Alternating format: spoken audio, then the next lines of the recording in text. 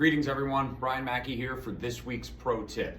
A couple of props in my hands and my wedge to go ahead and help us become better chippers and pitchers of the golf ball. Let's go see how we can use these to accomplish that. One of the key factors in becoming a better chipper and pitcher of the golf ball is making sure we make good, solid contact. Oftentimes, we're afraid to hit the ground too early, so we pick our arms up, we hit the top of the ball or the middle of the ball, also known as a skull, sending the ball way over our intended target. Contrary to that, instead of thinning it, we stick the club in the ground, hit it a little behind the ball doesn't go as far. So how can we have a simple process, simple drill to go ahead and ensure better contact, especially when we're practicing? Simple. 2 golf tees. I'm going to take my club head, I'm going to measure a distance, 1 club head length, put a tee in on the front side, 1 club head length on the back side.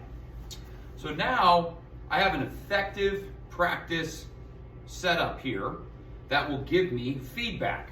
So when I set up to hit my pitch shot, stable on the lead side, handle level with the golf ball, if the club were to enter too quickly down, I would hit the back tee.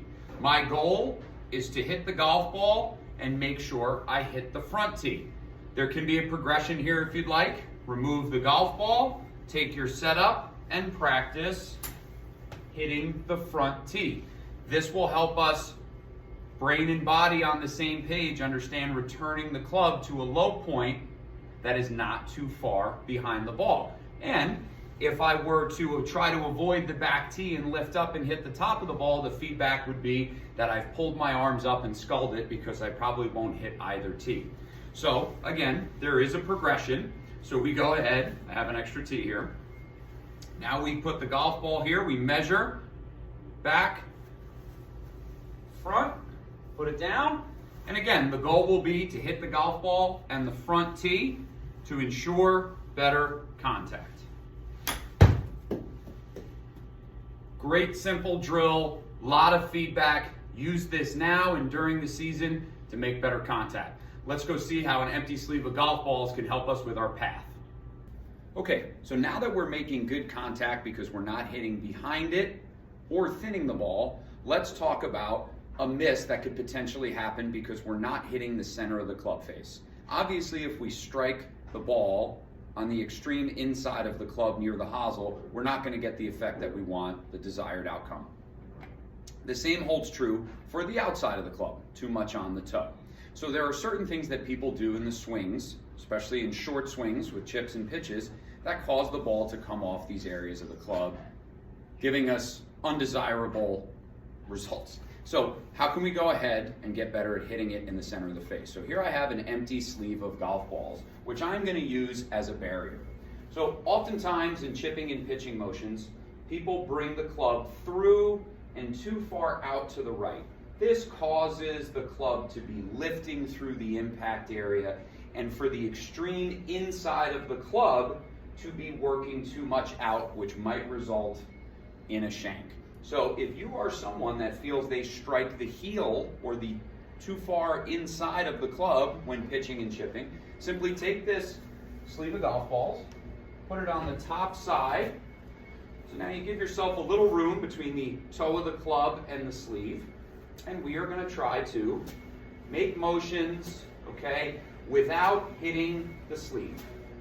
Again, if I were somebody that liked to push out too much, you can see here as that club is moving out, I would go ahead and hit that sleeve.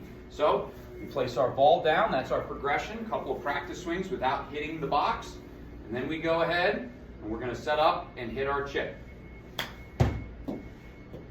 So pretty desirable outcome there. Hit the center of the face, did not hit the inside. On the contrary, sometimes people hit the toe of the club, the extreme outside. So a drill that we would do there is we'd bring this box in. Now we're placing it on the inside of the club. Again, giving yourself about 1 golf ball from the box to the club. Need room to swing it. So now we're going to go ahead and make our motions without hitting the box. because if I were to pull my hands across and in, I would hit the box and hit the ball off the toe of the club. Again, we are trying to hit it in the center so we can control spin and distance. Very important in becoming a better chipper and pitcher of the golf ball. Again, very desirable outcome there, hit the center of the club face, and I had some feedback as to how to get better at that. So use these simple drills when you're practicing. You don't want to come in here or outside and get frustrated. Use these simple tips, get some feedback, become a better pitcher and chipper of the golf ball. Always looking for new content ideas. Please reach out if you have anything that you'd like incorporated in the pro tip. Have a wonderful day.